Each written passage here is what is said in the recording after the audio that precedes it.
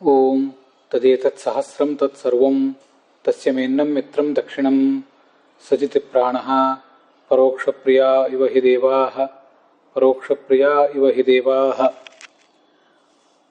ಓಂ ಗುರುತಮಾಯ ನಮಃ. ಓಂ ಸೋಮಂ ಗೋರಜೀಕಮಿಂದ್ರ ಏದಂ ಬರ್ಹಿರ್ಯಜಮಾನಸ್ಯ ಸೀದೂರುಂ ಕೃಧಿತ್ವಾಯತಭುಲೋಕಂ ಸಮಂದಸ್ವಾಶನುಜೋಷಂ.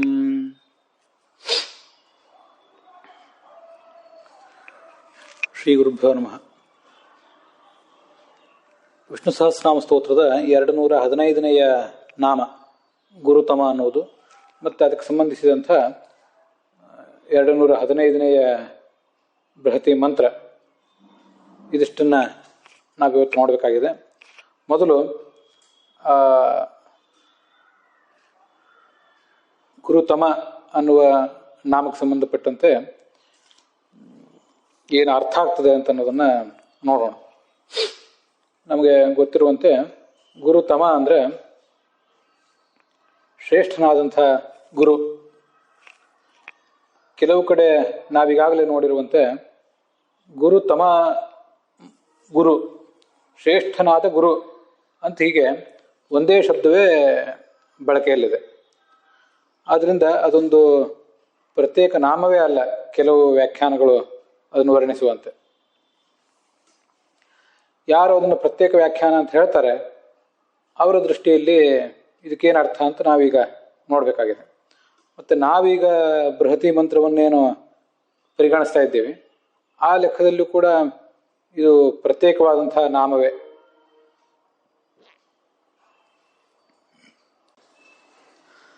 ಗುರುತಮ ಅಂದರೆ ಗುರುಗಳಲ್ಲಿ ತ ಅಂದರೆ ತತ ವ್ಯಾಪ್ತನಾದವನು, ಮ ಅಂದರೆ ಜ್ಞಾನರೂಪನಾದವನು. ಹೀಗೂ ಒಂದು ಅರ್ಥವನ್ನು ಕೂಡ ಕೆಲವರು ವ್ಯಾಖ್ಯಾನಕಾರರು ವರ್ಣಿಸ್ತಾರೆ.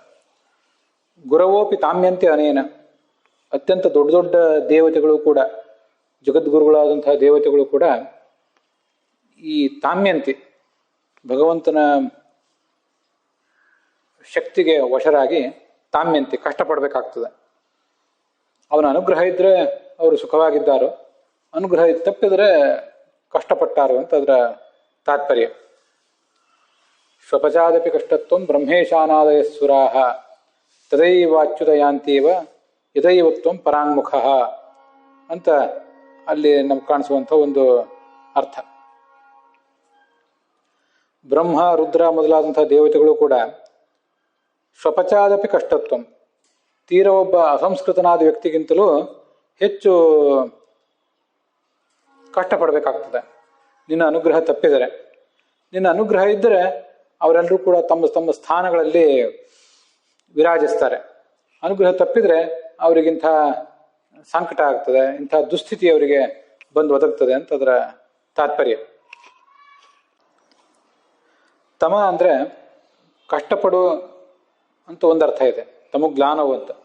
ತಮಗ್ ಕಾಂಕ್ಷಾಯಾಮ್ ಅಂತ ಮತ್ತೊಂದು ಧಾತುವು ಕೂಡ ಇರೋದರಿಂದ ಅತ್ಯಂತ ಶ್ರೇಷ್ಠರಾದಂಥ ಬ್ರಹ್ಮಾದಿ ದೇವತೆಗಳಿಂದಲೂ ಇವನು ಅಪೇಕ್ಷಿತನಾದವನು. ಅವರು ಈತನನ್ನು ಬಯಸ್ತಾರೆ. ಅದಕ್ಕಾಗಿ ಅವನನ್ನು ಗುರುತಮ ಅಂತ ಮತ್ತೊಂದು ಅರ್ಥದಲ್ಲೂ ಹೇಳ್ಬೋದು. ತಮ್ಯತೆ ಅಭಿಕಾಂಕ್ಷತೆ ಅಂತ ಹೀಗೆ ಅರ್ಥ ಅದಕ್ಕೆ. ಹೀಗೆ ತಮಗ್ ಜ್ಞಾನವು ಮತ್ತು ತಮಗ್ ಕಾಂಕ್ಷಾಯಾಮ್ ಅಂತ ಎರಡು ಅರ್ಥಗಳಿರೋದ್ರಿಂದ ಭಗವಂತನ ಅನುಗ್ರಹ ತಪ್ಪಿದರೆ ಈ ಬ್ರಹ್ಮಾದಿ ದೇವತೆಗಳು ದುಸ್ಥಿತಿಯನ್ನು ಅನುಭವಿಸ್ತಾರೆ ಮತ್ತು ಅವರು ಕೂಡ ಆತನ ಅನುಗ್ರಹವನ್ನು ಬಯಸ್ತಾರೆ, ಆತನ ಸಾನ್ನಿಧ್ಯವನ್ನು ಬಯಸ್ತಾರೆ ಅಂತ ಮತ್ತೊಂದು ಅರ್ಥ. ಹೀಗೆ ಗುರುತಮ ಅನ್ನೋದಕ್ಕೆ ಸಂಬಂಧಪಟ್ಟಂತೆ ಅರ್ಥಗಳನ್ನು ನೋಡಿದ್ದೇವೆ. ಮುಂದೆ ಈ ಮಂತ್ರಕ್ಕೆ ಸಾಯಣಾಚಾರ್ಯ ಏನು ಅರ್ಥ ಹೇಳ್ತಾರೆ, ಭಗವಂತಾಚಾರ್ಯ ಏನು ಅರ್ಥ ಹೇಳ್ತಾರೆ ಅಂತ ಅನ್ನೋದನ್ನೆಲ್ಲ ನೋಡೋಣ. 6ನೇ ಮಂಡಲದ 23ನೇ ಸೂಕ್ತದಲ್ಲಿ 7 ಮತ್ತು 8ನೇ ಸೂಕ್ತಗಳೇನಿವೆ, 7 ಮತ್ತು 8ನೇ ಮಂತ್ರಗಳು, ಆ ಮಂತ್ರಗಳನ್ನ ಆಯ್ದುಕೊಂಡು ಈ ಪ್ರಸ್ತುತ ಭಾಗವನ್ನು, ಪ್ರಸ್ತುತ ಬೃಹತಿ ಮಂತ್ರವನ್ನು ಹೆಣೆದಿದ್ದಾರೆ. ಆ 7ನೇ ಮಂತ್ರ ಹೀಗಿದೆ: ಸನೋಬೋಧಿ ಪುರೋಳಾಶಂ ರರಾಣಃ ಪಿಬಾತು ಸೋಮಂ ಗೋರಜೀಕಮಿಂದ್ರ ಏದಂ ಬರ್ಹಿರ್ ಯಜಮಾನಸ್ಯ ಸೀದೋರುಂ ಕೃಧಿ ತ್ವಾಯತವು ಲೋಕಂ ಅಂತ 7ನೇ ಮಂತ್ರ. ಅದಾದ ಮೇಲೆ ಬರುವ 8ನೇ ಮಂತ್ರ ಸಮಂದ ಸ್ವಾಶನುಜೋಷಂ ಉಗ್ರಂ ಅಂತ ಹೀಗೆ ಬರುವಂಥ ಮಂತ್ರ 8ನೇದು. 7ನೇ ಮಂತ್ರದಲ್ಲಿ ಮೊದಲ ಒಂದು ಪಾದವನ್ನು ಬಿಟ್ಟು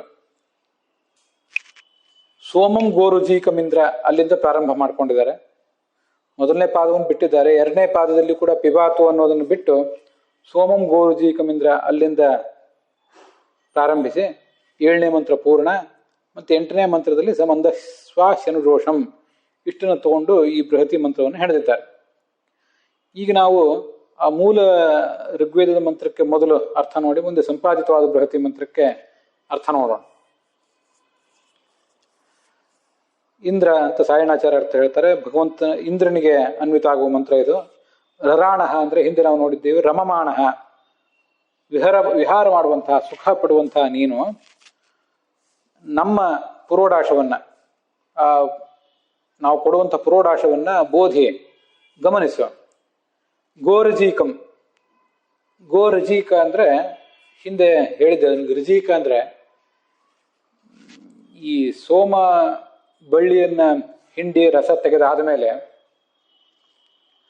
ಅಲ್ಲಿ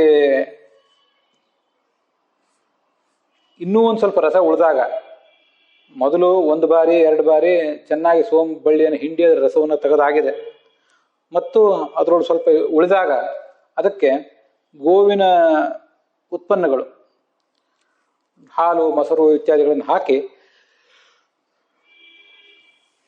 ಮತ್ತೊಂದು ಬಾರಿ ಆ ಸೋಮ ಅನ್ನುವ ರಸವನ್ನ ತೆಗಿತಾರೆ. ಹೀಗೆ ಸೋಮ ಅನ್ನುವ ರಸವನ್ನು ಮತ್ತೊಂದು ಬಾರಿ ತೆಗೆದಾಗ ಅದಕ್ಕೆ ಗೋರಜೀಕ ಅಂತ ಕರೀತಾರೆ.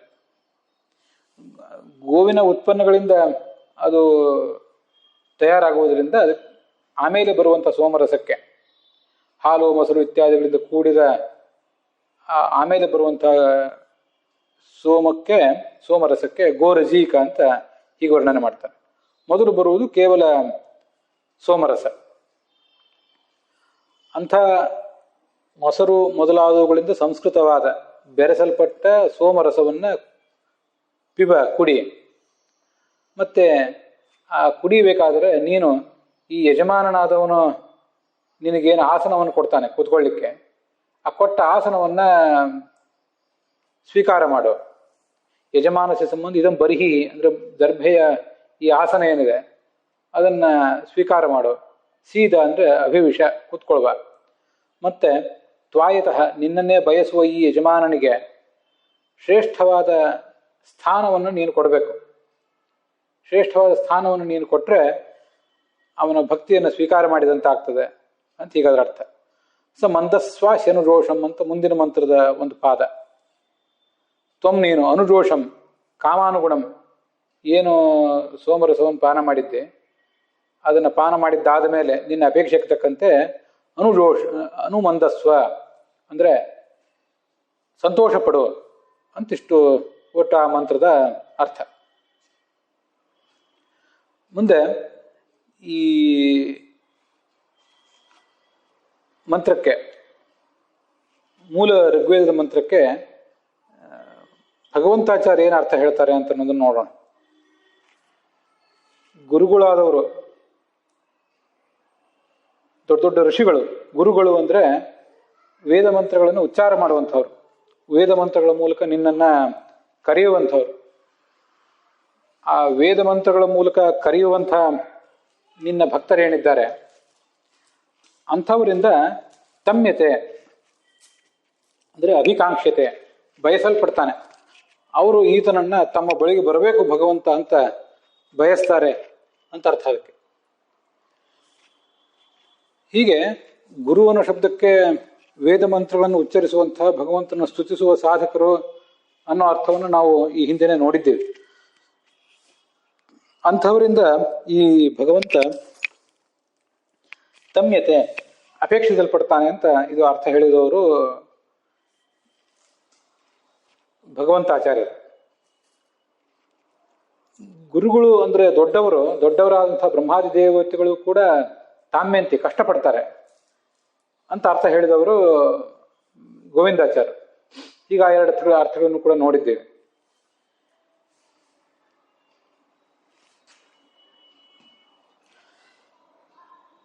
ಈ ಭಗವಂತಾಚಾರ್ಯ ದೃಷ್ಟಿಯಲ್ಲಿ ಈ ಗುರುತಮ ಅನ್ನುವ ನಾಮಕ್ಕೆ ಸಂಬಂಧಪಟ್ಟ ಬೃಹತಿ ಮಂತ್ರ ಅದು ಬೇರೆ ಇದೆ. ಚಕ್ರಶೇ ವರ್ಧನಾನಿ ತಾವತ್ಸೈಂದ್ರ ಮತಿಭಿರ್ವಿವಿಷ್ಮಃ ಸುತೇ ಸೋಮೇ ಸುತಪಾ ಶಂತಮಾನಿ ರಾಂಧ್ರ್ಯ ಕ್ರಿಯಾಸ್ಮ ವಕ್ಷ ಅಂತ ಹೀಗೆ ಮಂತ್ರ ಬೇರೆ ಇದೆ. ಮತ್ತೆ ಇದು 212ನೇ ಮಂತ್ರ ಅವ್ರ ದೃಷ್ಟಿಯಲ್ಲಿ. ನಾವು ನೋಡ್ತಿರುವುದು ರಘುನಾಥ ಸ್ವಾಮಿಗಳ ದೃಷ್ಟಿಯಲ್ಲಿ, ಆದ್ದರಿಂದ ಇದು 215ನೇ ಮಂತ್ರ ಮತ್ತೆ 215ನೇ ನಾಮ ಕೂಡ, ಗುರುತಮಃ ಅನ್ನುವಂಥ ನಾಮ ಕೂಡ. ಗುರುತಮ ಅನ್ನುವ ನಾಮಕ್ಕೆ ಸಂಬಂಧಪಟ್ಟಂತೆ ಭಗವಂತಾಚಾರ್ಯರ ಅರ್ಥ ಏನು ಅಂತ ಅನ್ನೋದನ್ನ ನಾವೀಗ ನೋಡಿದ್ದೇವೆ. ಮತ್ತೆ ಅವರು ಆ ಮಂತ್ರಕ್ಕೆ ಏನು ಅರ್ಥ ಹೇಳ್ತಾರೆ ಅಂತ ಅನ್ನೋದನ್ನ ಈಗ ನೋಡೋಣ. ಇಂದ್ರ ಭಗವಂತನೇ, ನೀನು ನಮ್ಮ ಪುರೋಡಾಶವನ್ನು, ಅದೆಲ್ಲ ಸಾಯಣಾಚಾರ್ಯ ಏನು ಅರ್ಥ ಹೇಳಿದ್ದಾರೆ ಅದೇ ಅರ್ಥವೇ ಇದೆ. ನಾವು ಕೊಟ್ಟ ಪುರೋಡಾಶವನ್ನು ನೋಡು, ಅಭಿಮಾನದಿಂದ ಸ್ವೀಕರಿಸು ಅಂತ ಈಗ ಅದಕ್ಕೆ ಅರ್ಥ. ಗೋರುಜೀಕಂ, ಗೋವಿನ ವಿಕಾರವಾದ ಮೊಸರು, ಹಾಲು ಇತ್ಯಾದಿಗಳಿಂದ ಮಿಶ್ರವಾದಂಥ ಈ ಸೋಮವನ್ನ ನೀನು ಪಾನ ಮಾಡಬೇಕು.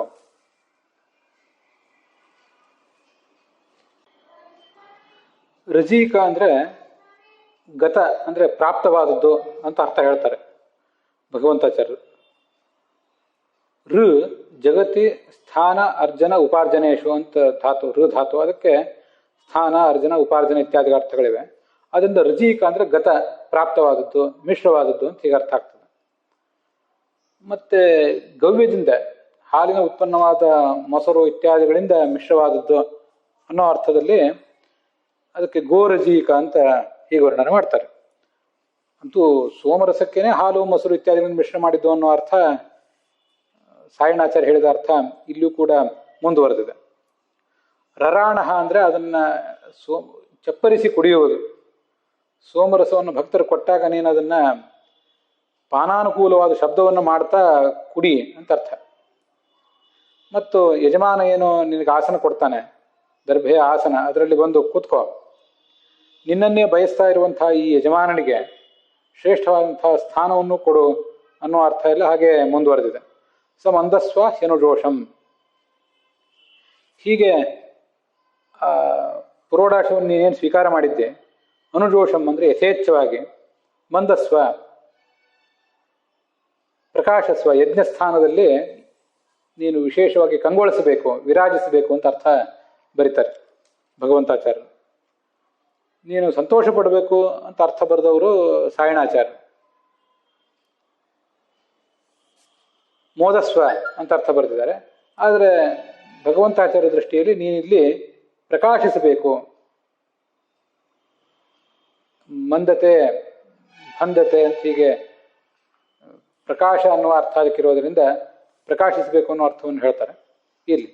ಅಂತೂ ಈ ಅರ್ಥಗಳನ್ನ ನಾವೀಗ ನೋಡಿದ್ದಾಯ್ತು. ಮೂಲ ಋಗ್ವೇದ ಮಂತ್ರಕ್ಕೆ ಸಂಬಂಧಪಟ್ಟಂತೆ ಸಾಯಣಾಚಾರ್ಯರು ಮತ್ತೆ ಭಗವಂತಾಚಾರ್ಯರು ಹೇಳುವಂತಹ ಅರ್ಥಗಳನ್ನ ನಾವು ನೋಡಿದ್ದಾಯ್ತು. ಮುಂದೆ ರಘುನಾಥ ಸ್ವಾಮಿಗಳು ಇದಕ್ಕೆ ಏನು ಅರ್ಥ ಹೇಳ್ತಾರೆ ಅಂತ ಅನ್ನೋದನ್ನು ನೋಡೋಣ. ಅದಾದ ಬಳಿಕ ನಾನು ಇದಕ್ಕೇನು ಅರ್ಥ ಸ್ವಲ್ಪ ಮಾರ್ಪಾಡೋ ಮೂಲಕ ಹೇಳ್ಕೊಂಡಿದ್ದೀನಿ ಅನ್ನೋದನ್ನ ಮುಂದೆ ಹೇಳ್ತೇನೆ. ಇಂದ್ರ ಭಗವಂತನಿಗೆ ಸಂಬೋಧನೆ. ಗೋರಜಿಕಂ ಸಮಾನವಾದ ಅರ್ಥವೇ, ಮೊಸರು ಮೊದಲಾದವುಗಳಿಂದ ಕೂಡಿದ ಸೋಮರಸವನ್ನು ಅನುಜೋಷಂ ಯಥೇಚ್ಛಂ ಚೆನ್ನಾಗಿ ಪೀತ್ವ ಕುಡಿದು, ಇದೆಲ್ಲ ಭಗವಂತಾಚಾರ್ಯ ಅರ್ಥ ನಾನೀಗ ಹೇಳ್ತಾ ಇರೋದು. ಮಂದಸ್ವ ಮಾದಯಸ್ವ ಸಂತೋಷ ಪಡು, ಅದಕ್ಕಾಗಿ ಯಜಮಾನ ಏನು ನಿನಗೆ ಬರ್ಹಿ ಅಂದ್ರೆ ಆಸನವನ್ನು ಕೊಡ್ತಾನೆ, ಅಲ್ಲಿ ಕೂತ್ಕೋಬಾ. ಅದಕ್ಕೆ ಇನ್ನೊಂದು ಅರ್ಥವನ್ನು ಅವ್ರು ಹೇಳ್ತಾರೆ. ಮಂದಸ್ವ ಈ ಬರ್ಹಿ ಉಪಸಿ ಆಸೀದ ಅಂದ್ರೆ, ಬರ್ಹಿ ಅಂದ್ರೆ ಈ ಜಲಾದಿ ಮಹತ್ ಪ್ರತಿಬಂಧಕ ಜಾತಂ, ಜಲಾದಿಗಳು ಮೊದಲಾದವುಗಳು ಅನೇಕ ಪ್ರತಿಬಂಧಕಗಳು. ಅಂತೂ ಏನೇ ಪ್ರತಿಬಂಧಕಗಳಿದ್ರೂ ಆ ಪ್ರತಿಬಂಧಕಗಳನ್ನೆಲ್ಲ ನಿವಾರಿಸಿ ಇಲ್ಲಿ ಬಂದು ಕುಳಿತುಕೋ ಅಂತ ಹೀಗೆ ಅರ್ಥವನ್ನ ಹೇಳ್ತಾರೆ ಅವರು. ಮತ್ತೆ ಯಜಮಾನನಿಗೆ ಏನು ಸರ್ಲೋಕಗಳು, ಶ್ರೇಷ್ಠ ಲೋಕಗಳು ಸಿಗಬೇಕಾಗಿವೆ, ಆ ಲೋಕಗಳು ಸಿಗಲಿಕ್ಕೆ ಏನು ವಿಘ್ನಗಳು ಬಂದು ಒದಗಿವೆ, ಆ ಲೋಕಪ್ರಾಪ್ತಿ ಪ್ರತಿಬಂಧಕ ಪಾಪಗಳನ್ನು ಕೂಡ ನಿವಾರಣೆ ಮಾಡು. ನೀರು, ಅಗ್ನಿ ಮೊದಲಾದ ಪಂಚಮಹಾಭೂತಗಳಿಂದ ಹುಟ್ಟಿರುವಂತಹ ಏನೊಂದು ವಿಕೋಪ ಇದೆ, ಆ ವಿಕೋಪವನ್ನು ಪರಿಹಾರ ಮಾಡುವಂತ ಒಂದರ್ಥ. ಜಲಾದಿ ಮಹತ್ ಪ್ರತಿಬಂಧಕ ಜಾತಂ. ಇನ್ನೊಂದು ಆತನ ಸದ್ಗತಿಗೆ ಪ್ರತಿಬಂಧಕವಾದ ದೋಷವನ್ನು ನಿವಾರಣೆ ಮಾಡುವಂತ. ಒಂದು, ಈ ಜಗತ್ತಿನಲ್ಲಿ ನಮಗೆ ನೀರು, ಬೆಂಕಿ, ಗಾಳಿ ಇತ್ಯಾದಿಗಳಿಂದ ಆಗುವ ಭೂಕಂಪ ಮೊದಲಾದವುಗಳಿಂದ ಆಗುವ ಆಪತ್ತಿನ ನಿವಾರಣೆ. ಇನ್ನೊಂದು, ಪರಲೋಕಾಪ್ತಿಗೆ ಏನು ಪ್ರತಿಬಂಧಕ ಆಗಿರ್ತವೆ ಅವುಗಳನ್ನ ನಿವಾರಿಸಿಕೊಳ್ಳುವುದು ಅಂತ ಎರಡರ್ಥ. ತ್ವಾಯತಃ, ನಿನ್ನನ್ನೇ ಬಯಸುವ ಈ ಯಜಮಾನನಿಗೆ ಉತ್ಕೃಷ್ಟವಾದ ಲೋಕವೊಂದನ್ನು ಕೊಡು. ಉತ್ಕೃಷ್ಟ ಉರುಂ ಅಂದ್ರೆ ಉತ್ಕೃಷ್ಟವಾದ ಲೋಕವನ್ನು ಕೊಡು ಅಂತ ಅರ್ಥ. ಸೀದಾ ಉರುಂ ಕೃಧಿ ತ್ವಾಯತಃ. ತ್ವಾಯತಃ ಅಂದ್ರೆ ನಿನ್ನನ್ನು ಬಯಸುವ ಈ ಯಜಮಾನ ಅಂತ ಹೀಗೆ ಅರ್ಥ ಆಗ್ತದೆ. ಅವನಿಗೆ ಈ ಲೋಕವನ್ನು ಕೊಡು ಅಂತ ಹೀಗೆ ಅರ್ಥ. ಇಲ್ಲಿ ಗುರು ಅಂದ್ರು ಉರು ಅಂದ್ರು ಒಂದೇ ಅರ್ಥ. ಈ ರಘುನಾಥ ಸ್ವಾಮಿಗಳು ನಮಗೆ ತಿಳಿಸುವಂತೆ ಉರುಂ ಅಂತ ಮಂತ್ರದಲ್ಲಿದೆ, ಶ್ರೇಷ್ಠವಾದ ಲೋಕವನ್ನು ಕೊಡು ಅಂತ. ಈ ಮತ್ತು ನಾಮದಲ್ಲಿ ಗುರು ಅಂತ ಶಬ್ದ ಇದೆ. ಗುರು ಅಂದ್ರೆ ಶ್ರೇಷ್ಠವಾದಂತಹ ಉತ್ಕೃಷ್ಟವಾದ ಲೋಕವನ್ನು ತನವತಿ ಕೊಡ್ತಾನೆ. ಆದ್ರಿಂದ ಆತ ಗುರು. ತಮ, ಗುರು ಅಂದ್ರೆ ಶ್ರೇಷ್ಠ, ತಮ ಅಂದ್ರೆ ಕೊಡುವವನು ಅಂತ ಅರ್ಥ. ತನು ಧಾತುವಿಗೆ ಅಚ್ ಪ್ರತ್ಯಯ ಬಂದು ನಕಾರಕ್ಕೆ ಮಕಾರ ಬಂದಿದೆ. ಗುರು ತನ ಅಂತ ಆಗಬೇಕಾಗಿತ್ತು, ತಮ ಅಂತ ಹೇಗಾಯಿತು ಅಂದ್ರೆ ನಕಾರ ಬಂದಿದೆ, ನಕಾರದ ಜಾಗದಲ್ಲಿ ಮಕಾರ ಬಂದಿದೆ, ಆದ್ರಿಂದ ಹೀಗಾಗಿದೆ ಅಂತ ಅವರ ನಿಷ್ಪತ್ತಿ. ಅಥವಾ ಗುರುಣಿ ಸಲ್ಲೋಕ ಪ್ರಾಪ್ತಿ ಪ್ರತಿಬಂಧಕಾನಿ ಪಾಪಾನಿ ತಾಮ್ಯತಿ. ಸಾಧಕನಿಗೆ ಸದ್ಗತಿ ಆಗಲಿಕ್ಕೆ ಏನು ಪ್ರತಿಬಂಧಕವಾದಂತಹ ಪಾಪಾದಿಗಳಿವೆ ಅವೆಲ್ಲವನ್ನು ಕೂಡ ತಾಮ್ಯತಿ ಅಂದ್ರೆ ಹೊಡೆದು ಓಡಿಸ್ತಾನೆ, ಅವನ್ನೆಲ್ಲ ನಾಶ ಮಾಡ್ತಾನೆ. ತಮು ಗ್ಲಾನವು ಅಂತ ಧಾತು. ಈಗ ತಮು ಗ್ಲಾನವು, ತಮು ಕಾಂಕ್ಷಾಯಾಮ ಅಂತ ಎರಡು ಧಾತುಗಳಿವೆ. ಅಪೇಕ್ಷೆ ಪಡುವುದು ಅಂತ ಒಂದು ಬಾರಿ ಅರ್ಥ, ಮತ್ತೆ ಹಾನಿ ಮಾಡುವುದು ಅಂತ ಇನ್ನೊಂದು ಅರ್ಥ. ಹೀಗಿರೋದ್ರಿಂದ ಗುರು ತಮ ಅಂತ ಅರ್ಥ ಆಗ್ತದೆ. ಶ್ರೇಷ್ಠವಾದ ಲೋಕವನ್ನು ಕೊಡುವವನು ಅಂತ ಒಂದು ಅರ್ಥ, ಮತ್ತೆ ಆ ಪಾಪಗಳನ್ನ ಪ್ರತಿಬಂಧಕಗಳನ್ನು ನಾಶ ಮಾಡುವವನು ಅಂತ ಮತ್ತೊಂದು ಅರ್ಥ.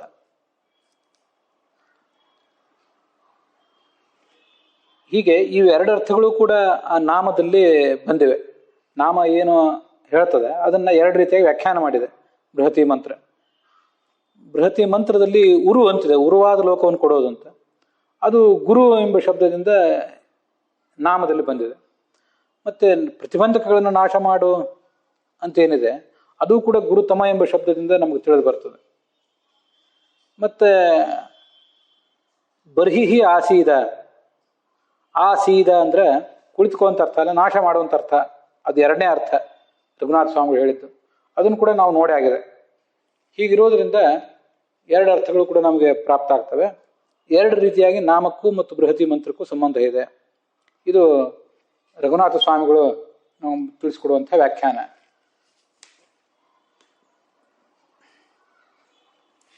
ಈ ಮಂತ್ರಕ್ಕೆ ನಾನೇನು ವ್ಯಾಖ್ಯಾನ ಮಾಡ್ತೇನೆ ಅಂತ ಅನ್ನೋದನ್ನ ಈ ಮುಂದೆ ನೋಡೋಣ. ಹೇ ಪರಮೇಶ್ವರ, ಭಗವಂತನೇ. ಇಂದ್ರ ಅಂದ್ರೆ ಪರಮೇಶ್ವರ. ಇದು ಪರಮೇಶ್ವರಿ ಅಂತ ಧಾತು ಇದೆ, ಅದು ನಮಗೆ ಗೊತ್ತಿದ್ದೇ ಇದೆ, ಅದನ್ನು ನೋಡಿದ್ದೇವೆ ಹಿಂದೆ. ಪರಮೇಶ್ವರನಾದ ಭಗವಂತನೇ. ಸಹ ಸಾರರೂಪ ಸ ಮಂದಸ್ವಾಹ್ಯನುಜೋಷಂ ಅಂತಿದೆ. ಸಹ ಅಂದ್ರೆ ಅವನು ಅಂತ ಹೀಗೆ ಅರ್ಥ ನಾನು ಇಟ್ಕೊಂಡಿಲ್ಲ. ಸಹ ಅಂದ್ರೆ ಸಾರರೂಪನಾದವನು ಅಂತ ಅರ್ಥ. ಅದನ್ನು ಆಚಾರ್ಯರು ಕಾಟಕ ಭಾಷ್ಯದಲ್ಲಿ ಹೇಳಿದ್ದಾರೆ. ಅದರಿಂದ ಸಹ ಅಂದ್ರೆ ಸಾರರೂಪನಾದ, ಅತ್ಯಂತ ಶ್ರೇಷ್ಠನಾದ, ಸರ್ವೋತ್ತಮನಾದ ನೀನು. ಇಲ್ಲಿ ಗೋರಜೀಕ ಅಂತಿದೆ, ಅಂದ್ರೆ ಹಾಲು, ಮೊಸರು ಇತ್ಯಾದಿಗಳಿಂದ ಮಿಶ್ರಿತವಾದ ಸೋಮರಸ ಅಂತ ಅರ್ಥ ನಾನು ಇಟ್ಕೊಂಡಿಲ್ಲ. ನಾನು ಇಟ್ಕೊಳ್ಳುವ ಅರ್ಥ ಬೇರೆ ಇದೆ. ಗೋ ಅಂದ್ರೆ ಶಾಸ್ತ್ರ, ಆ ಶಾಸ್ತ್ರದ ರಸಗಳು, ತತ್ವಗಳು, ಶಾಸ್ತ್ರದಲ್ಲಿ ವರ್ಣಿತವಾದಂತಹ ವಿಶೇಷ ಸಂಗತಿಗಳು, ಅಂಥ ಸಂಗತಿಗಳಿಂದ ಮಿಶ್ರಿತವಾದದ್ದು, ಪ್ರಭಾವಿತವಾದದ್ದು ಸೋಮ ಅಂದ್ರೆ ಭಕ್ತಿಯಿಂದ ಅಲಂಕೃತವಾದ ನಮ್ಮ ಮನಸ್ಸು.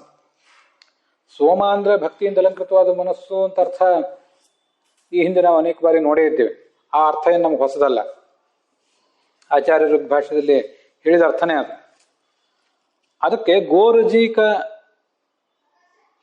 ಅಂತೇನಿದೆ, ಗೋರುಜೀಕಂ ಸೋಮಂ ಅಂತೇನು ಬಂದಿದೆಯಲ್ಲ, ಗೋರುಜೀಕಂ ಅಂತ ಸೋಮಕ್ಕೆ ವಿಶೇಷಣವಾಗಿ ಏನು ಬಂದಿದೆ, ಅಲ್ಲಿ ಗೋರುಜೀಕ ಅಂದರೆ ಈ ಗೋ ಅಂದರೆ ಶಾಸ್ತ್ರ ಅಂತ ಅರ್ಥ ಇಟ್ಕೊಂಡು ಅದರಲ್ಲಿ ಬಂದಿರುವಂಥ ಸೂಕ್ಷ್ಮ ತತ್ವಗಳಿಂದ ಪ್ರಭಾವಿತವಾದದ್ದು. ನಮ್ಮ ಮನಸ್ಸು ಭಕ್ತಿಯಿಂದ ಅಲಂಕೃತವಾಗಿ ಸೋಮ ಅಂತ ಅನಿಸ್ಕೊಳ್ಳುವುದು. ಜ್ಞಾನ, ಭಕ್ತಿ, ವೈರಾಗ್ಯ ಇವೆಲ್ಲ ನಮ್ಮ ಮನಸ್ಸಿನಲ್ಲಿ ಮೂಡುವುದು ಯಾವಾಗ ಅಂದರೆ ಶಾಸ್ತ್ರದಲ್ಲಿ ವರ್ಣಿತವಾದ ತತ್ವಗಳಿಂದ ಇದು ಪ್ರಭಾವಿತವಾದಾಗ ಮಾತ್ರ. ಶಾಸ್ತ್ರದಲ್ಲಿ ವರ್ಣಿತವಾದ ತತ್ವಗಳನ್ನು ನಾವು ಓದಬೇಕು, ಆಗ ನಮ್ಮ ಮನಸ್ಸು ಪ್ರಭಾವಿತವಾಗಬೇಕು, ಇಂಪ್ರೆಸ್ಡ್ ಆಗಬೇಕು. ಮುಂದೆ ಅಲ್ಲಿ ಜ್ಞಾನಭಕ್ತಿ ವೈರಾಗ್ಯಾದಿಗಳು ಸ್ಫುರಿಸಬೇಕು. ಅಂಥ ಮನಸ್ಸನ್ನು ಅನುರೋಷಂ ಯಥೇಚ್ಛಂ ಮಂದಸ್ವ ಅಂತ ಹೀಗೆ ಅನ್ವಯ ಮಾಡ್ಕೊಂಡಿದ್ದೆ ನಾನು. ಅನುರೋಷಂ ಯಥೇಚ್ಛಂ ಮಂದಸ್ವ ಅಂದರೆ ಪ್ರಕಾಶಸ್ವ. ಮಂದಸ್ವ ಅನ್ನೋದಕ್ಕೆ ಪ್ರಕಾಶಸ್ವ ಅಂತ ಭಗವಂತಾಚಾರ್ಯ ಅರ್ಥ ಹೇಳಿದ್ದಾರೆ. ಮಾದಯಸ್ವ ಅಂದರೆ ತುಷ್ಯ, ಸಂತೋಷ ಪಡು, ಅದನ್ನು ಪಾನ ಮಾಡಿ.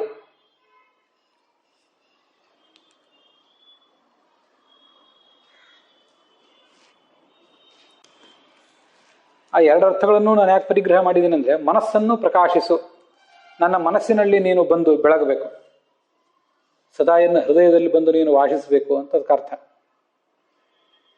ಅಥವಾ ನನ್ನ ಮನಸ್ಸನ್ನು ನೀನು ಸಂತೋಷಗೊಳಿಸು, ಪಾನವನ್ನು ನೀನೂ ಸಂತೋಷಪಡು, ನನಗೂ ಕೂಡ ನನ್ನ ಭಕ್ತಿಯನ್ನು ಸ್ವೀಕಾರ ಮಾಡಿ ಸಂತೋಷ ಕೊಡು ಅಂತ ಎರಡು ಅರ್ಥ. ಮತ್ತು ಯಜಮಾನಸ್ಯ ಏದಂ ಅಂದರೆ ಇದು, ಇದಂ ಅಂತ ಕನ್ನಡದಲ್ಲಿ ಏನು ಹೇಳ್ತೀವಿ ಅದೇ ಏದಂ. ಅಂಥ ಬರ್ಹಿಹಿ ಅಂದರೆ ದರ್ಭೆಯಿಂದ ಕೂಡಿದ ದರ್ಭಾಸನ, ಬರ್ಹಿಷಿ ಅಂದರೆ ದರ್ಭಾಸನದಲ್ಲಿ, ಹೃದಯವೆಂಬ ಆಸನದಲ್ಲಿ ಅಂತಲೇ ಅರ್ಥ. ಅಥವಾ ಮನೆಯಲ್ಲಿ ಬಂದು ನೀನು ಕೂತ್ಕೋಬೇಕು.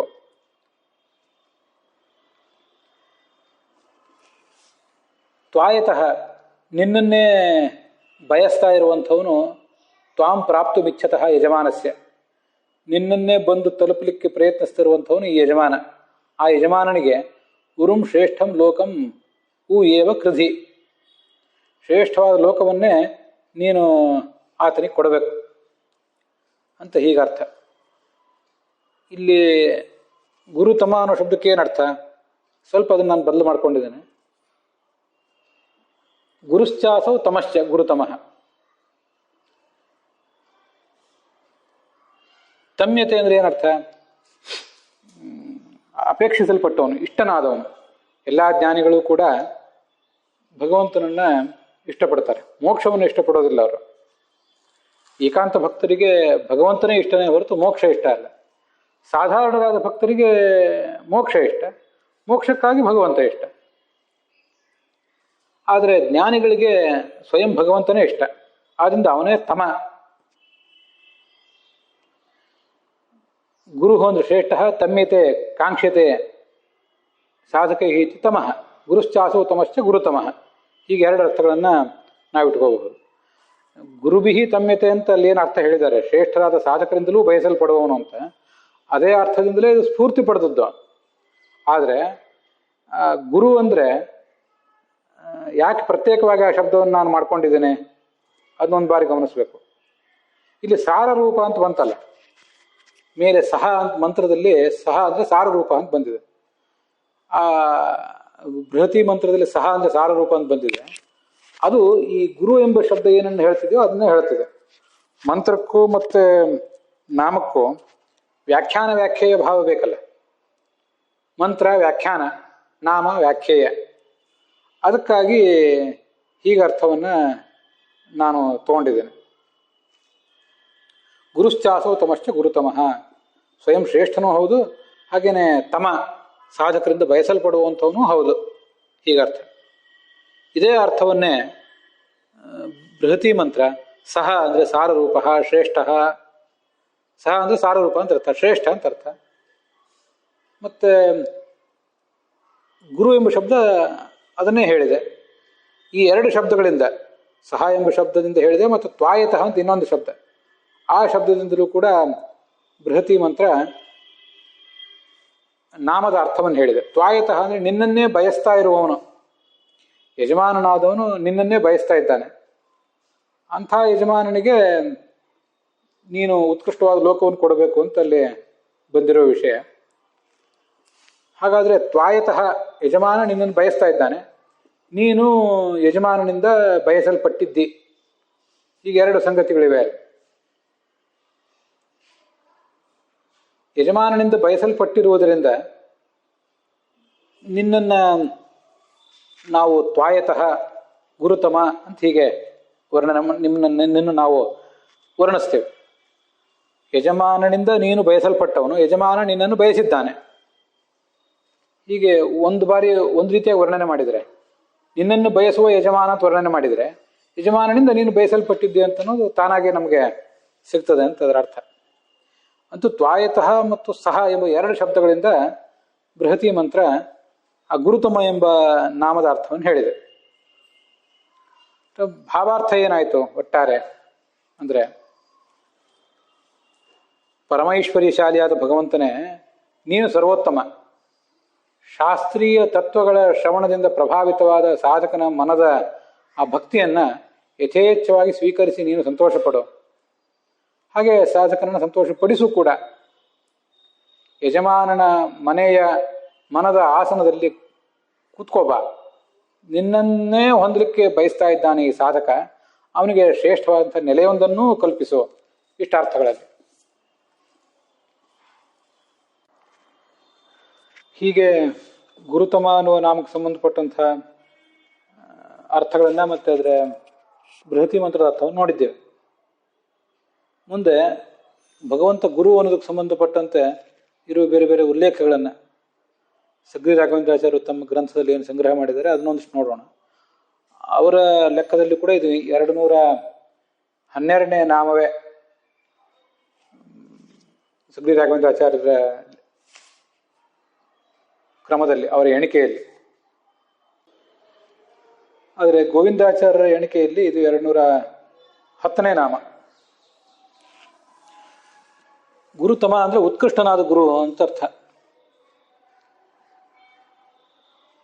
ಆಚಾರ್ಯರು ಛಾಂದೋಗ್ಯ ಉಪನಿಷತ್ ಭಾಷ್ಯದಲ್ಲಿ ಒಂದು ಮಾತು ಹೇಳ್ತಾರೆ, ಋಷಿಭ್ಯಸ್ತು ಉತ್ತಮ ದೇವಾಭ ದೇವೇಭ್ಯೋ ವಾಯುರುತ್ತಮ ವಾಯೋಶ್ಚ ಭಗವಾನ್ ವಿಷ್ಣು ನ ತಸ್ಮಾದ್ ಉತ್ತಮೋ ಗುರು ಅಂತ. ನಾವು ಗುರುಗಳ ಬಗ್ಗೆ ಅನುಸಂಧಾನ ಮಾಡಲಿಕ್ಕೆ ತುಂಬ ಸುಂದರವಾದಂಥ ಒಂದು ಮಾತಿದು. ಮನುಷ್ಯರಿಗಿಂತ ಋಷಿಗಳು ಗುರುಗಳು ಶ್ರೇಷ್ಠರಾದ ಗುರುಗಳು, ಅವರಿಗಿಂತ ದೇವತೆಗಳು ಉತ್ತಮ ಗುರುಗಳು, ಅವರಿಗಿಂತ ವಾಯು ಉತ್ತಮ ಗುರು, ವಾಯು ಬ್ರಹ್ಮರು. ಅವನಿಗಿಂತ ಉತ್ತಮನಾದ ಗುರು ಅಂದರೆ ಪರಮಾತ್ಮನೇ, ಅವನಿಗಿಂತ ಉತ್ತಮನಾದ ಗುರು ಯಾರೂ ಕೂಡ ಇಲ್ಲ. ಇದು ಆಚಾರ್ಯ ಸಂಹಿತ ಅಂತ, ಪ್ರಾಯ ಆಚಾರ್ಯರ ಬಗ್ಗೆ ಗುರುಗಳ ಬಗ್ಗೆನೇ ಹೇಳುವಂಥ ಒಂದು ಗ್ರಂಥ. ನ ತಸ್ಮಾದ್ ಉತ್ತಮೋ ಗುರು, ಪರಮಾತ್ಮನಿಗಿಂತ ಶ್ರೇಷ್ಠನಾದ ಗುರುವೇ ಯಾರೂ ಇಲ್ಲ. ಮೂಲಭೂತ ಗುರು ಸರ್ವಜನಾನ ಪುರುಷೋತ್ತಮ ಅಂತ ಭಾಗವತ ತಾತ್ಪರ್ಯದಲ್ಲಿ ಕೂಡ ಅವನನ್ನು ಮೂಲಭೂತ ಗುರು ಅಂತಲೇ ವರ್ಣನೆ ಮಾಡಿದ್ದಾರೆ. ಅದನ್ನು ನಾವು ನೋಡಿದ್ದೇವೆ.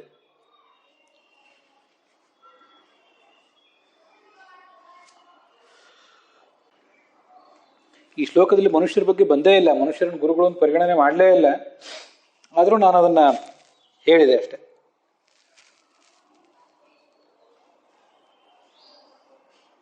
ಸ್ವತಂತ್ರವಾಗಿ ಗುರು ಚತುರ್ಮುಖ ಬ್ರಹ್ಮ ಮತ್ತು ಲಕ್ಷ್ಮೀ ಮೊದಲಾದವರಿಗೆ, ನಮ್ಮಂಥವರಿಗೆ ಪರಂಪರೆಯಿಂದ ಗುರು ಅಂತ ಹೀಗರ್ಥ. ಏಕೋ ಗುರು ನಾಸ್ತಿ ತಥೋ ದ್ವಿತೀಯೋ ಯೋ ಹೃಚ್ಛಯ ತಮಃ ಮನುಬ್ರವೀಮಿ ಅಂತ ಮಹಾಭಾರತದ ಆಶ್ವಮೇಧಿಕ ಪರ್ವದಲ್ಲಿ ಬರೋದು. ಅದಕ್ಕೆ ಒಬ್ಬನೇ ಗುರು ಇರುವುದು, ಅವನಕ್ಕಿಂತ ಭಿನ್ನನಾದ ಗುರು ಯಾರೂ ಇಲ್ಲವೇ ಇಲ್ಲ. ಅವನು ಹೇಳಿದಂತೆ ಎಲ್ಲ ಕಾರ್ಯಗಳು ನಡೀತವೆ ಅಂತ ಮಹಾಭಾರತದ ಆಶ್ವಮೇಧಿಕ ಪರ್ವ ವರ್ಣನೆ ಮಾಡ್ತದೆ. ಋಗ್ಭಾಷ್ಯದಲ್ಲಿ ಮತ್ತೊಂದು ಉಲ್ಲೇಖ ಕಾಣಿಸ್ತದೆ. ತಸ್ಮಾತ್ ದ್ವಂದ್ಯಾಶ್ಚ ಪೂಜ್ಯಾಶ್ಚ ಬ್ರಹ್ಮಾಜ್ಞಾ ಜ್ಞಾನಯೋಜಕಾ ಗುರುತ್ವೇನ ಕ್ರಮೇಣೈವ ವಿಶೇಷೇಣೈವ ಕೇಶವಃ ಆರಭ್ಯ ಸ್ವಗುರುಂ ಯಾವತ್ ವಿಷ್ಣುರೇವ ಉತ್ತರೋತ್ತರಾಃ ಅಂತ ಮಾತು. ನಮ್ಮ ಗುರುಗಳಿಂದ ಆರಂಭ ಮಾಡಿ ಅವರ ಮೇಲಿನ ಎಲ್ಲ ಗುರುಗಳು ಎಲ್ಲರೂ ಕೂಡ ನಮಗೆ ಪೂಜ್ಯರೇ, ಚತುರ್ಮುಖ ಬ್ರಹ್ಮನವರೆಗೆ. ಅವನು ಬಳಿಕ ಇರುವಂಥವನು ಸ್ವಯಂ ಪರಮಾತ್ಮ. ಬ್ರಹ್ಮಾಂತ ಗುರವಶ್ಚೈವ ಸಂಪ್ರದಾಯ ಪ್ರವರ್ತಕಾ. ನಮ್ಮ ಗುರುಗಳಿಂದ ಆರಂಭ ಮಾಡಿ ಚತುರ್ಮುಖ ಬ್ರಹ್ಮನವರೆಗೆ ನಮ್ಮ ಗುರುಗಳು ನಾವು ಪ್ರತ್ಯಕ್ಷ ಕಾಣ್ತಿದ್ದಾರಾದ್ರಿಂದ ಇಲ್ಲಿ ಪ್ರಾರಂಭ ಮಾಡೋದು ಅಂತ ಅದಕ್ಕೆ ಅರ್ಥ. ವಾಸ್ತವಿಕವಾಗಿ ಚತುರ್ಮುಖ ಬ್ರಹ್ಮನಿಂದ ಆರಂಭ ಮಾಡಿ ನಮ್ಮ ಗುರುಗಳವರೆಗೆ ಪ್ರತಿಯೊಬ್ಬರು ಕೂಡ ಹೀಗೆ ನಮಗೆ ಜ್ಞಾನವನ್ನು ಕೊಟ್ಟವರೇ. ಆ ಎಲ್ಲ ಗುರುಗಳ ಪರಂಪರೆಯಲ್ಲಿ ಅತ್ಯುನ್ನತ ಸ್ಥಾನದಲ್ಲಿರುವಂಥವನು ಪರಮಾತ್ಮ. ಗುರುಶ್ರೀಹಿ ಬ್ರಹ್ಮಣೋ ವಿಷ್ಣು ಸುರಾಣಾಂಚ ಗುರೋರ್ಗುರು ಮೂಲಭೂತ ಗುರು ಸರ್ವಜನಾನಾಂ ಪುರುಷೋತ್ತಮ ಅಂತ ಭಾಗವತ ತಾತ್ಪರ್ಯದ ಮಾತನ್ನ ಈಗ ಹೇಳಿದೆ. ಅದ್ರ ಉತ್ತರಾರ್ಥ ಇಲ್ಲಿಗ ಕಾಣಿಸ್ತದೆ. ಚತುರ್ಮುಖ ಬ್ರಹ್ಮನಿಗೆ ಲಕ್ಷ್ಮೀದೇವಿ ಗುರು, ಮತ್ತೆ ಎಲ್ಲ ದೇವತೆಗಳಿಗೂ ಕೂಡ ಈ ಪರಮಾತ್ಮನೇ ಗುರುವಾಗಿದ್ದಾನೆ. ಮೂಲಭೂತ ಗುರುವಾದವನು ಅವನೇ. ತಮಸ್ಯ ಪೂಜ್ಯಶ್ಚ ಗುರುರ್ಗರೀಯಾನ್. ಭಗವದ್ಗೀತೆಯಲ್ಲಿ ಆ ಭಗವಂತನನ್ನ ಕೃಷ್ಣ ಈ ಅರ್ಜುನ ಸ್ತೋತ್ರ ಮಾಡುವ ಒಂದು ಮಾತಿದು. ತ್ವಂ ಅಸ್ಯ ಪೂಜ್ಯಶ್ಚ ಗುರುರ್ಗರೀಯಾನ್. ಈ ಜಗತ್ತಿಗೆ ನೀನು ಪೂಜ್ಯನೂ ಆಗಿದ್ದಿ, ಹಾಗೆ ಗರೀಯಾನ್ ಕೂಡ ಆಗಿದ್ದಿ. ಗರೀಯಾನ್ ಗುರು, ಶ್ರೇಷ್ಠ ಗುರು ಆಗಿದ್ದಿ.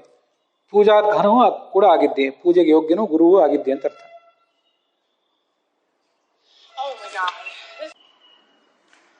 ಸತ್ಯಸಂಧ ಸ್ವಾಮಿಗಳು ಹೇಳುವ ವ್ಯಾಖ್ಯಾನ ನಾವು ಮುಂದೆ ನೋಡೋರಿದ್ದೇವೆ. ಅದನ್ನು ಸಗ್ರಿ ರಾಘವೇಂದ್ರಾಚಾರ್ಯ ಸಂಗ್ರಹ ಮಾಡಿದ್ದಾರೆ ಗುರುಗಳು. ಗುರುಭಿಹಿ ಬ್ರಹ್ಮಾದಿಭಿಹಿ ತಮ್ಯತೆ ಅಭಿಕಾಂಕ್ಷತೆ. ಚತುರ್ಮುಖಾದಿ ದೇವತೆಗಳಿಂದಲೂ ಅಪೇಕ್ಷಿತನಾದವನು ಅನ್ನೋ ಅರ್ಥ. ಅದನ್ನ ಭಗವಂತಾಚಾರ್ಯ ಕೂಡ ಹೇಳಿದ್ದನ್ನು ನಾವು ನೋಡಿದ್ದೇವೆ.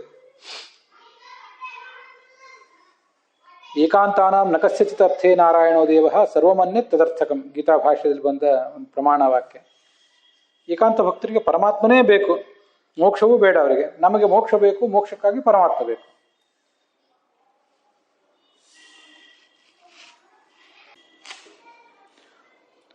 ಎಲ್ಲಿಗೂ ಗುರುವಾದವನು ಮತ್ತೆ ತಮ ಅಂದ್ರೆ ವ್ಯಾಪ್ತನಾದವನು ಅನ್ನೋ ಅರ್ಥವನ್ನು ಸಂಗ್ರಹ ಮಾಡಿದ್ದಾರೆ ಇಲ್ಲಿಯೂ. ಗುರುಶ್ಚಾಸವ ತಮಶ್ಚ ಗುರುತಮಃ ಅಂತ ನಾನು ಮಾಡಿದ್ದೇನೆ, ಕರ್ಮಧಾರಯ ಸಮಾಸ. ಗುರುಬಿಹಿ ತಮ್ಯತೆ ಅಂತ ಒಂದು ವ್ಯಾಖ್ಯಾನ ಅದೊಂದು ಇದ್ದೇ ಇದೆ. ಕರ್ಮಧಾರಯ ಸಮಾಸ ನಾನೊಂದು ಮಾಡಿದ್ನಲ್ಲ, ಅದಕ್ಕೆ ಸಂವಾದಿಯಾಗಿ ಇಲ್ಲಿ ಒಂದು ವ್ಯಾಖ್ಯಾನ. ಅವನು ಎಲ್ಲಿಗೂ ಗುರು ಹಾಗೂ ಎಲ್ಲಿಂದಲೂ ಅಪೇಕ್ಷಿತನಾದವನು ಅಂತ ಹೀಗೆ ಅರ್ಥವೂ ಕೂಡ ಇದ್ದೇ ಇದೆ. ತಾಮಸರಿಗೆ ಅಧಿಕವಾದಂತಹ ತಮೋಗುಣವನ್ನ ಕೊಡುವವನು, ತಮೋಗುಣದ ಮೂಲಕ ಅವರನ್ನು ಮತ್ತಷ್ಟು ಅಧಃಪತನಕ್ಕೆ ಈಡು ಮಾಡುವವನು. ತಾಮಸಾನಾಂ ಗುರುಹು ಮಹಾನ್. ತಾಮಸರಿಗೆ ಇವನು ಮಹಾನ್. ಯಾವ ಮಹಾ ಅಧಿಕವಾದ ತಮೋಗುಣ ಇವರಿಗೆ ಬರ್ತದೋ ತಾಮಸರಿಗೆ, ಆದ್ರಿಂದ ಅವನನ್ನೇ ತಮೋ ಗುಣ ಕೊಟ್ಟವನಾದ್ರಿಂದ ಗುರುತಮ ಅಂತ ಹೇಳಬೇಕು.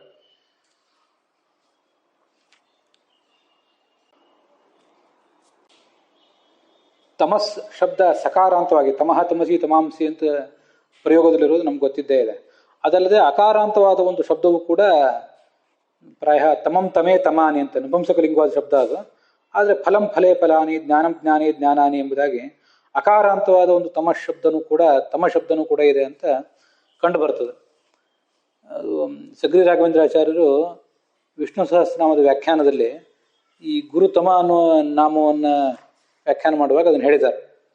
ಅಕಾರಾಂತೋಪಿ ತಮ ಶಬ್ದ ತಮೋಗುಣೇ ಪ್ರಸಿದ್ಧ ಅಂತ. ಅದಕ್ಕೆ ಅವರ ಆಧಾರ ಏನು ತೋರಿಸಿಲ್ಲ, ಆದರೆ ಹಾಗೆ ಇರುವುದು ಬಹಳ ಸಹಜನೇ. ಎಷ್ಟೋ ನಕಾರಾಂತವಾದ ಜನ್ಮ ಮೊದಲಾದ ಶಬ್ದಗಳು ಅಕಾರಾಂತವಾಗಿ ಜನ್ಮಂ ಜನ್ಮೇ ಜನ್ಮಾನಿ ಅಂತಲೂ ಕೂಡ ಕಂಡು ಬರೋದು ನಮಗೆ ವ್ಯಾಕರಣದಲ್ಲಿ ಸಿದ್ಧ ಇದ್ದೇ ಇದೆ. ಹಾಗೆ ಗುರು ತಮಂ ಯಸ್ಯ ಸಹ ಏನ ಸಹ, ಏನ ಯಾವ ಪರಮಾತ್ಮನಿಂದ ಗುರು ಶ್ರೇಷ್ಠವಾದಂಥ ತಮೋ ಗುಣವು ಈ ತಾಮಸರಾದವರಿಗೆ ಬಂದಿದೆಯೋ ಅವನು ಗುರುತಮ ಅಂತ ಈಗ ಒಂದು ಅರ್ಥವನ್ನ ಅಲ್ಲಿ ಹೇಳ್ತಾರೆ. ಹೀಗಾಗಿ ಅಕಾರಾಂತವಾದ ತಮ ಶಬ್ದವನ್ನು ಇಟ್ಕೊಂಡು ಈ ರೂಪವನ್ನು ನಿಷ್ಪನ್ನ ಮಾಡಬಹುದು.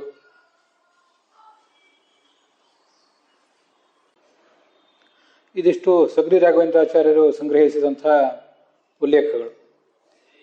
ಈ ಗುರುತಮ ಅನ್ನುವ ನಾಮಕ್ಕೆ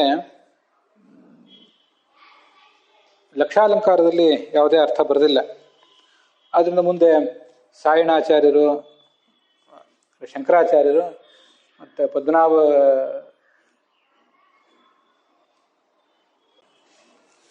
ಪದ್ಮನಾಭ ಸೂರಿವಲ್ಲ, ಪರಾಶರ ಸೂರಿಗಳು, ಶ್ರೀ ವೈಷ್ಣವ ವ್ಯಾಖ್ಯಾನಕಾರರು ವಿಷ್ಣು ಸಹಸ್ರನಾಮಕ್ಕೆ, ಸತ್ಯಸಂಧ ಸ್ವಾಮಿಗಳು ಮೊದಲಾದವರು ಏನು ವ್ಯಾಖ್ಯಾನ ಮಾಡಿದ್ದಾರೆ ಅದನ್ನು ಮಾತ್ರ ಈಗ ನಾವು ನೋಡೋಣ.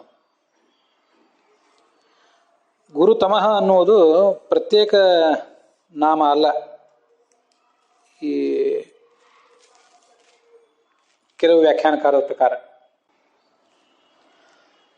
ಅದರಲ್ಲಿ ಪರಾಶರ ಭಟ್ರ ವ್ಯಾಖ್ಯಾನವೂ ಕೂಡ ಒಂದು. ಅವರ ವ್ಯಾಖ್ಯಾನದ ಪ್ರಕಾರ ಗುರು ಅನ್ನುವುದಕ್ಕೆ ಗುರುತಮ ಅಂತ ಅನ್ನುವುದೊಂದು ವಿಶೇಷಣ ಮಾತ್ರ. ಮತ್ತೆ ಶಂಕರಾಚಾರ್ಯ ವ್ಯಾಖ್ಯಾನದಂತೆ ಜಗತ್ತಿನ ಗುರುಗಳಾದ ಬ್ರಹ್ಮಾದಿಗಳಿಗೂ ತತ್ವಜ್ಞಾನವನ್ನು ಕೊಟ್ಟವನು, ಬ್ರಹ್ಮವಿದ್ಯೆ ಸಂಪ್ರದಾಯವನ್ನು ತಿಳಿಸಿಕೊಟ್ಟವನು ಶಂಕರಾಚಾರ್ಯ ಹೇಳುವಂಥ ಅರ್ಥ. ಯೋ ಬ್ರಹ್ಮಾಣಂ ವಿದಧಾತಿ ಪೂರ್ವಂ ಯೋ ವೈ ವೇದಾಂಶ್ಚ ಪ್ರಹಿಣೋದಿ ತಸ್ಮೇ ತಮ್ಮ ದೇವಮಾತ್ಮಬುದ್ಧಿ ಪ್ರಕಾಶಂ ಮುಮುಕ್ಷುರ್ವೈ ಶರಣಮಹಂ ಪ್ರಪದ್ಯೆ ಅಂತ ಶ್ವೇತಾಶ್ವತರ ಉಪನಿಷತ್ತಿನ ಮಾತದು. ಬ್ರಹ್ಮನನ್ನು ಸೃಷ್ಟಿಸಿ ಅವನಿಗೆ ಬ್ರಹ್ಮವಿದ್ಯೆಯನ್ನು ಕೊಟ್ಟವನು, ವೇದ ಉಪದೇಶವನ್ನು ಮಾಡಿದವನು ಅಂತ. ಸತ್ಯಸಂಧ ಸ್ವಾಮಿಗಳು ಹೇಳುವಂತೆ ಅತ್ಯಂತ ಶ್ರೇಷ್ಠನಾದಂಥ ಗುರು.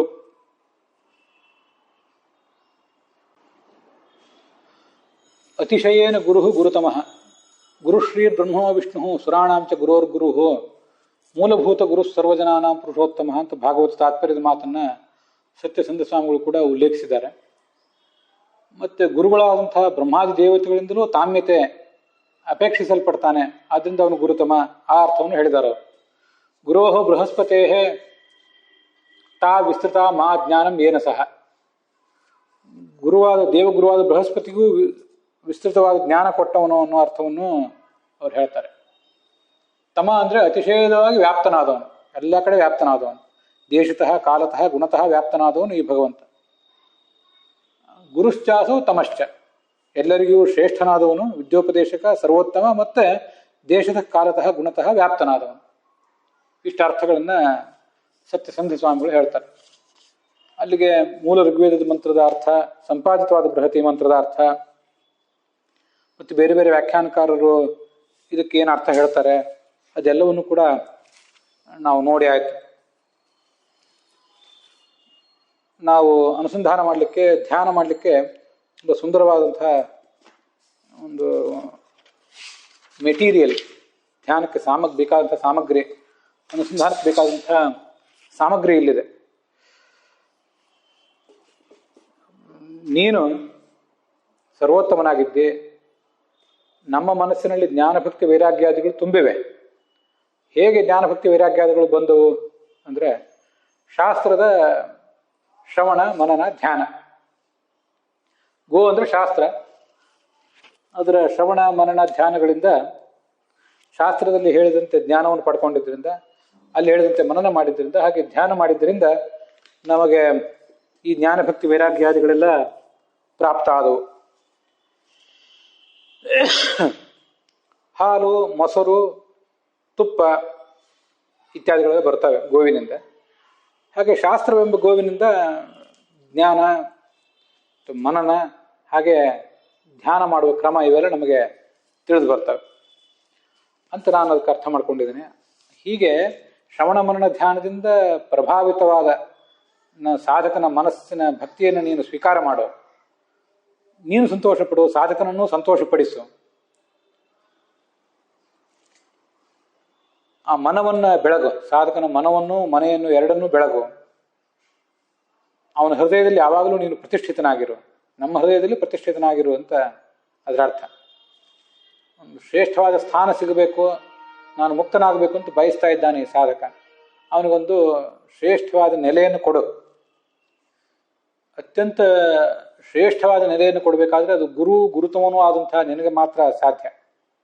ಅದಕ್ಕಾಗಿ ನಿನ್ನನ್ನೇ ಗುರುತಮ ಅಂತ ನಾನು ಹೀಗೆ ಉಪಾಸನೆ ಮಾಡ್ತಿದ್ದೇನೆ. ತಮ್ಮ ಯಥಾ ಉಪಾಸತೆ ತದೇವ ಭವತಿ.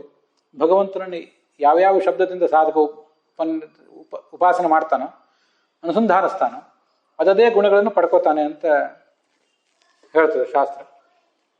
ಹೀಗೆ ಭಗವಂತನನ್ನು ಗುರುತಮ ಅಂತ ಉಪದೇಶ ನಾವು ಧ್ಯಾನಿಸಿ ಅನುಸಂಧಾನಿಸಿ ಶ್ರೇಷ್ಠನಾದ ಗುರುವನ್ನು ನಾವು ಪಡ್ಕೋಬಹುದು, ನಾವು ಶ್ರೇಷ್ಠ ಗುರುಗಳಾಗಬಹುದು. ಆ ಮೂಲಕ ಶ್ರೇಷ್ಠವಾದ ಸ್ಥಾನ ಇಹ ಜಗತ್ತಿನಲ್ಲಿ ಪರಲೋಕದಲ್ಲಿಯೂ ಕೂಡ ನಮಗೆ ಸಿಗಬೇಕು. ಅದೆಲ್ಲದಕ್ಕಾಗಿ ಆ ಭಗವಂತನನ್ನು ಹೀಗೆ ಗುರುತಮ ಅಂತ ಈ ನಾಮದಿಂದ ವಿಷ್ಣು ಸಹಸ್ರನಾಮ ಸ್ತುತಿಸಿದೆ. ಮತ್ತು ಬೃಹತಿ ಮಂತ್ರವು ಕೂಡ ಅದನ್ನು ಮನೋಜ್ಞವಾಗಿ ವ್ಯಾಖ್ಯಾನ ಮಾಡಿದೆ. ಅಲ್ಲಿಗೆ ಈ ಭಾಗ ಸಮಾಪ್ತವಾಗಿದೆ.